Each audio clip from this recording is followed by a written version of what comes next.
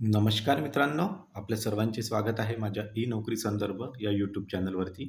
तर ज्या प्रकारे तुम्ही थंबनेलमध्ये बघताय, मॉर्निंगला पण आपण एक व्हिडिओ अपलोड केलेला होता, ज्याच्यामध्ये मी सांगितलं होतं की रिझल्ट कसा डाउनलोड करायचा. तर दुपारपर्यंत साईट खूप स्लो चालत होती. पण त्याच्यानंतर आता रिझल्ट तुम्ही आता सर्व डाउनलोड करू शकता. ओके. लिंक पण आपण आपल्या टेलिग्राम ग्रुपवरती टाकलेली आहे. तर हा व्हिडिओ आता दुसरा बनवण्याचं कारण हेच आहे मित्रांनो, आता संपूर्ण रिझल्ट आपण जेव्हा ॲनालिसिस केला, आता विद्यार्थ्यांनी तुम्ही पण दिवसभर आज संडे होता, तर ते तुम्ही सर्व ॲनालिसिस केले असणार. तर कुणाचे मार्क्स मी ऑलरेडी काल जसा निकाल डाउनलोड केला, तेव्हाच मी शंका उत्पन्न झालेली होती. तर कुणाचे मार्क्स इतके वाढले, की म्हणजे काही लिमिटच नाही त्यांना. म्हणजे मागे असलेला समोर गेला आणि समोर असलेला असा डाऊनमध्ये आलेला आहे मागे. तर हे कसं झालं आहे, तर हे सर्व नॉर्मलायझेशनची कृपा आहे. तर बघा आता या आपण थंबनेलमध्ये काही पॉईंट्स कव्हर करणार आहोत. हा व्हिडिओ खूप इम्पॉर्टंट असणार आहे तुमच्यासाठी. त्याच्यामुळे व्हिडिओ जराही स्किप न करता तुम्हाला संपूर्ण बघायचा. ओके. आणि आपण टेलिग्राम ग्रुपवरती जॉइन व्हा. तिथे तुम्हाला जे काही आता डब्ल्यू-आर-डी रिलेटेड जे काही शंका आहेत, मी तुम्हाला याच्या व्हिडिओच्या शेवटी सगळं सांगणार आहे तुम्हाला काय करायचं आहे तर. तर तुम्ही त्यात ओपन आहे आपला टेलिग्राम चॅनल, जिथे येऊन तुम्ही चॅटिंग पण करू शकता. तर इथे जॉइन व्हा. व्हिडिओच्या डिस्क्रिप्शनमध्ये तुम्हाला लिंक मिळेल. तर आपण पॉईंटवरती बोलूया. आता बघा, डब्ल्यू-आर-टी संपूर्ण विभागाचे निकाल लागलेले आहेत. पण हा निकाल जो आहे मित्रांनो, संतप्त करणारा निकाल असं म्हणू शकतो आपण. तर काही विद्यार्थी हैराण, काही म्हणजे काय, बरेचसे विद्यार्थी आता हैराण झालेले आहेत या निकालामुळे. सेम जसं तलाठीमध्ये झालेलं आहे, त्याच प्रकारे हा हा पण एक म्हणजे दुसरी तलाठी भरतीच पकडून घ्यायच्या प्रकारे इथे निकाल लागलेला आहे. नॉर्मलायझेशनमुळे खूप मुलांचं नुकसान झालेलं आहे. तर हे काय आपण सगळे पॉईंट्स कव्हर करणार आहोत. तलाठीनंतर आता डब्ल्यू-आर-डीवरती पण शंका उपलब्ध झालेली आहे. तर एक-एक मी तुम्हाला पण काही पॉईंट सांगणार आहेत आणि तुम्हाला पण आता तुम्ही आपले रिझल्ट बघितलेलेच आहे आणि मला पण कमेंट बॉक्समध्ये इतके कमेंट्स येत आहेत, की त्याच्यावरून सगळं समजूनच येतंय, की रिझल्ट कोणत्या पद्धतीने लागला आहे, किती विद्यार्थ्यांचं नुकसान झालेलं आहे. तर आता काही दिवसाआधीचीच न्यूज आहे बघा. आता हा जलसंधारणचा दुसरा पेपर होता, WCD म्हणतो आपण त्याला. तर याच्यामध्ये पण पेपर फुटीचे कनेक्शन समोर आलेले होते आणि याच्यामध्ये बरेचसे जे आरोपी आहेत, जवळपास 15 ते 16 आरोपींना अटक पण झालेली होती. तर तेव्हाच बऱ्याचशा विद्यार्थ्यांमध्ये शंका उत्पन्न झालेली होती, की आता WRDचं काय होणार? आता एक तर रिझल्ट इतका उशिरा लागला, पण रिझल्ट उशिरा लागल्यानंतर पण आता रिझल्टमध्ये इतकी तफावत आहे. तर मुलांमध्ये बरेचसे आता विद्यार्थी नाराज झालेले आहेत. पण आता बघूया आपण काय याच्यावरती काय करता येईल तर. तर ही एक न्यूज होती, ज्याच्यामध्ये जे बऱ्याचशा इथे जो पेपर फुटलेला होता, त्याच्यानंतर बऱ्याचशा लोकांना अटक झालेली होती आणि काही सेंटर होते अमरावतीचे. तर त्याच ठिकाणी जर आता आपण त्याची शंका जर याच्यामध्ये पण उत्पन्न होते, की तेच जर कॅन्डिडेट्स किंवा तेच जर इथे सेंटर याला पण होते, आपल्याला काय म्हणतो आपण, WRDला पण. तर मग इथे घोळ झाले, म्हणजे काय म्हणतो आपण, पेपरफुटी किंवा जे काही स्कॅम म्हणू शकतो आपण त्याला, इथे स्कॅम पण झाला असेल याची पण आपण शंका नाकारू शकत नाही. ओके. आणि मी मगाशी व्हिडिओ टाकलेलाच होता, तेव्हाच याच्यात पण मी तुम्हाला एक दिलेलं होतं, की ज्याचे कमी मार्क्स आहेत तो किती समोर गेला आहे आणि ज्याचे जास्त मार्क्स नॉर्मलायझेशनमुळे तो कसा डाऊनमध्ये आलेला आहे. तर इथे ह्या संपूर्ण बाबी आपण शॉर्टमध्ये बघणार आहोत. तुम्हाला काही डाऊट असेल, तुम्ही पण कमेंट बॉक्समध्ये येऊन, मित्रांनो, तुम्हाला काय करायचं, कमेंट करायचं. आपण प्रत्येक कमेंटचं उत्तर देत असतो 100%. ओके. तर सर्वांनी या आणि मॅक्सिमम पीपलनी काय करायचं, या व्हिडिओला शेअर करायचं, जेणेकरून संपूर्ण माहिती जी आहे ही पोहोचली पाहिजे अख्ख्या महाराष्ट्रात. आणि व्हिडिओला जास्तीत जास्त कॅन्डिडेट्सने काय करायचं, सबस्क्राईब करायचं, जेणेकरून जे काही मी रेग्युलर अपडेट टाकेल त्याची माहिती तुम्हाला व्हिडिओमध्ये किंवा येणाऱ्या व्हिडिओमध्ये मिळाली पाहिजे. तर हा एक आपण पॉईंट ऑलरेडी कव्हर केलेला होता. त्याच्यानंतर हा एक पॉईंट झाला आणि आता बघा, हा एक मेसेज आहे. असे काही कॅन्डिडेट्स आहेत. आता एक तुम्हाला दाखवतो. मी नाव सध्यासाठी हाईड केलेलं आहे. पण येणाऱ्या काही दिवसांमध्ये हे जे 72 लोकं आहेत, यांची नावं समोर येणारच आहेत. तर त्याचा अर्थ त्यांनी असं समजू नये, की ते आता म्हणजे त्यांच्यावरती काही कारवाई होणार नाही. 100% कारवाई होईल. जर कुठे पण म्हणजे काही कुठे घोटाळा झालेला असेल, कुठे स्कॅम झालेला असेल, तर अशा विद्यार्थ्यांची नाव समोर यायलाच पाहिजे. तर सध्यासाठी हाईड केलेलं आहे मी. तर इथं बघा, WRT सिव्हिल इंजिनिअरिंग जी असिस्टंटची पोस्ट होती, अमरावती निकालमध्ये संशयित असलेली काही नावे आहेत.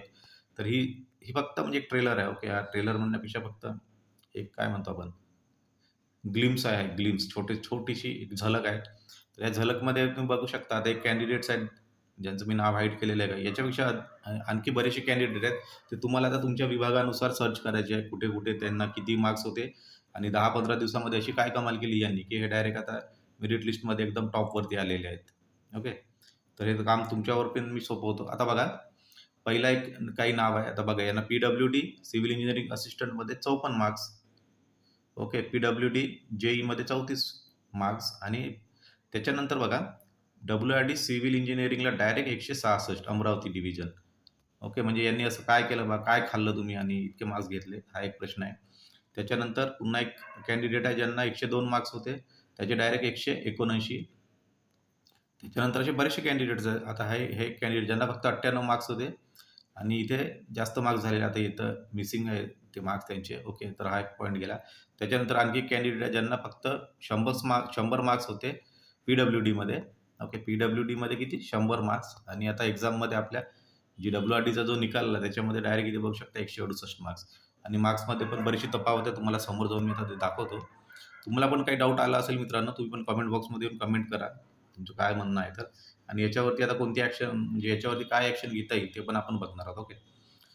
तर आता हा पेपर बघा. तर तुम्हाला दाखवतो. असिस्टंट स्टोअर कीपरचा पेपर आहे. फक्त एका शिफ्टमध्ये झालेला होता. म्हणजे इथे संशय येण्याचे कारण काय आहे ते तुम्हाला सांगतो मी. तर एका शिफ्टमध्ये पेपर जेव्हा झाला, इथे कुठले नॉर्मलायझेशन नाही झालं. पण पेपरची लेव्हल पण अशी म्हणजे काही सोपी नव्हती मित्रांनो. मी बघितलेला आहे असिस्टंट ड्राफ्ट्समॅनचा पेपर. इंग्लिशची लेव्हल कशी होती? बऱ्यापैकी इंग्लिश टाईम कन्झ्युमिंग होता. पॅसेजचे उत्तर म्हणजे सरळ-सरळ उत्तर नव्हते. ओके, वन लाइनरमध्ये. तिथे थोडंसं आकलन करूनच उत्तर द्यायचे होते. तर या प्रकारचे प्रश्न इंग्लिशमध्ये असताना आणि आपल्याला माहिती आहे की लेव्हल एवढी इंग्लिशची थोडी हार्ड होती आणि त्याच्यामध्ये पण विद्यार्थ्यांना जर मार्क बघताय तुम्ही विदाऊट नॉर्मलायझेशन 188. ओके. 188 म्हणजे 94 दुने आपण किती झाले? 188, 99, 18 म्हणजे 94 मार्क्स यांनी 100 पैकी याने 94 प्रश्न यांचे बरोबर आहेत. 188 मार्क्स मिळाले. त्याच्यानंतर 184. इथे फक्त 2-2च जागा होत्या. 1 ते 2 अशा जागा होत्या कॅटेगरी वाईज आणि 10 बेस एक्झाम होती. ओके. असिस्टंट स्टोअर कीपरची. तर जर एवढे मार्क्स येत असतील विदाऊट नॉर्मलायझेशन आणि ती पण टी-सी-एस सारख्या एक्झाममध्ये तर शंका येणे साहजिकच आहे. ओके. त्याच्यानंतर इथे बघू शकता 182 म्हणजे सगळे 90 अबोव्ह मार्क्स घेतलेले आहे यांनी आणि पेपरची लेव्हल काही इतकी सोपी नव्हती. तर त्याच्यामुळे पण शंका येण्याचे कारण आहे. हा पहिल्या पेजवरतीच आपण असे बघू शकतो असे मार्क्स आहेत. विदाऊट नॉर्मलायझेशन 188, 184 कुणाला म्हणजे 91, 92 आणि 93, 94 असे मार्क्स आहेत 100 पैकी. टी-सी-एस सारख्या एक्झाममध्ये जी इतकी आता सध्या डब्ल्यू-आर-डीची हार्डच पेपर होता आणि असिस्टंट स्टोअर कीपरचा तर चांगलाच हार्ड पेपर होता. कारण इथे नॉर्मलायझेशन पण नव्हते. तर अशा प्रकारचे मार्क्स आहेत आणि दुसरी लिस्ट बघूया आपण तसंच. याच्यानंतर काय आहे की हे असिस्टंट स्टोअर कीपर नागपूरची पण बघू शकता. इथे 186, 100 पैकी 93 प्रश्न बरोबर. त्याच्यानंतर 92 प्रश्न 100 पैकी बरोबर. अशा प्रकारची इथे लिस्ट लागली. इथे 1-1, 2-2च जागा होत्या. तर असे जर मार्क्स येत असतील विद्यार्थ्यांना, तर कुठे ना कुठे थोडासा डाऊट उत्पन्न होतो. आता बघा 85 वगैरे घेणं marks, 85 out of 100. Okay. Out of 100 जर 85 वगैरे मार्क्स येत असतील अशा एक्झाममध्ये, ऑनलाईन एक्झाममध्ये, तर आपण थोडंसं म्हणजे गृहीत धरू शकतो, होऊ शकतं बुवा. पण जर त्याला हार्डली 90 पण आपण कन्सिडर करू शकतो. पण अबोव्ह 90 जर येत असतील एवढ्या अशा एक्झाममध्ये इतका हार्ड पेपर असल्यावर, तर मग साहजिक शंका उत्पन्न होणारच आहे. ओके. तर हे 2 पॉइंट झाले आणि आणखी एक तुम्हाला दाखवतो मी, मार्कामध्ये किती तफावत आहे. तर ते तुम्ही पण आता नोटीस केलेले असणार. तर नॉर्मलायझेशन जसं झालं, तर बघा कोणा विद्यार्थ्याचे कसे झाले 150 चे डायरेक्ट, कुणाचे 159 झाले, तर कोणा विद्यार्थ्यांचे कमी मार्क्स असून पण जास्त मार्क्स झाले आणि जास्त मार्क्स असून पण कमी मार्क्स झाले. ते दाखवतो मी तुम्हाला. तर बघा अगदी शॉर्टमध्ये समजावून सांगतो. आता काही एक्झाम्पल बघू शकतो. तर बघा इथे 148 मार्क्स असणाऱ्याचे पण 157च म्हणजे 157 इतकं नॉर्मलायझेशन झालं आणि त्याच्यानंतर जे 156 ज्यांना 156 मार्क्स आहेत. ओके. 148 आणि 156 मधला फरक बघा तुम्ही आणि ज्यांना 156 मार्क्स आहेत त्यांचे पण 157 मार्क्स झाले किंवा कुठे-कुठे तर याच्यापेक्षा कमी झालेले आहेत जास्त मार्क्स असून पण आणि ज्यांचे कमी मार्क्स आहेत त्यांचे पण जास्त मार्क्स झालेले आहेत. तर याच्यामुळे काय आहे, तुम्हाला माहिती आहे एक-एक मार्क्सनं मेरिट मिस होत असते मित्रांनो. तर नॉर्मलायझेशन अशा पद्धतीने होत असेल. हार्डली कसं आहे माहिती आहे ना, 2 ते 4 मार्क्स नॉर्मलायझेशनमध्ये वाढायला पाहिजे. आणि मेन कारण शंका येण्याचं दुसरं कारण काय आहे माहिती आहे का? यांनी कुठली शिफ्ट दिलेली नाही. कोणत्या शिफ्टमध्ये तुमचा पेपर होता बा, यांचे एवढे मार्क्स कमी झाले किंवा एवढे मार्क्स मायनस झाले किंवा हां, प्लस मायनस होत आहेत. तर शिफ्ट दाखवा ना तुम्ही कोणत्या डेटमध्ये होती. म्हणजे आम्हाला पण समजेल की कोणत्या शिफ्टमध्ये कोणाचे मार्क्स किती नॉर्मलायझेशन झाले आणि कोणत्या शिफ्टमुळे किती इफेक्ट पडला. इथे असं काहीच दिलेलं नाही आणि कुणाकुणाचे 146 असून पण 146, 148 वाला तो 157 वर चालला गेलेला आहे. ओके. आणि ज्यांचे 152, 154 असून पण तो कॅन्डिडेट पण 157 वरच आहे. तर त्याच्यामुळे काय होईल किंवा त्याच्यापेक्षा पण कमी झालेले आहेत. तर तो कॅन्डिडेट ऑब्व्हियसली शर्यतीतूनच बाहेर होऊन जाईल. ओके. तर अशा प्रकारचे निकाल लागलेले आहेत. तर याच्यावरती आता काय होते बघूया. मी पण Telegramवरती पण काही मेसेज टाकलेले आहेत. तर जिथे फ्रॉड झालेला आहे, इथं बघू शकता तुम्ही. तर स्पर्धा परीक्षा समिती जी आहे, इथे सपोर्ट थोडंसं करण्याची आवश्यकता आहे सर्व विद्यार्थी मित्रांना. तर बघा WRD जलसंपदा भरती परीक्षेची विशेषतः इंग्रजी आणि इतर विषयाची काठिण्य पातळी बघता काही उमेदवार इतके जास्त गुण मिळवणे शक्य आहे का? अनेकाचे मेसेज येत आहेत. आपण सुद्धा याच्यावरती म्हणजे सर्वांना हा प्रश्न पडलेला आहे. तर हा एक झाला. हे रेग्युलर कोम्बो पोस्टसाठी जे कोम्बोवाली पोस्ट होती ज्याच्यात मिक्स पोस्ट होत्या आणि त्याच्यामध्ये आणखी एक तुम्हाला दाखवतो. असिस्टंट स्टोअर कीपर एक पेपर होता कोणता आपला असिस्टंट ड्राफ्टमॅनचा पेपर होता. ओके. तर त्याच्यामध्ये काय आहे माहिती आहे का, असिस्टंट ड्राफ्टमॅनचा पेपर जो होता ना, तो टेक्निकल पेपर होता 40-60 आणि त्या 40-60 इथे मेसेज आहे बघा. तो होता 40-60 रेशिओमध्ये. 60 टेक्निकल 60 नॉन टेक्निकल आणि 40% टेक्निकल. 40 मार्क्स टेक्निकलचे होते.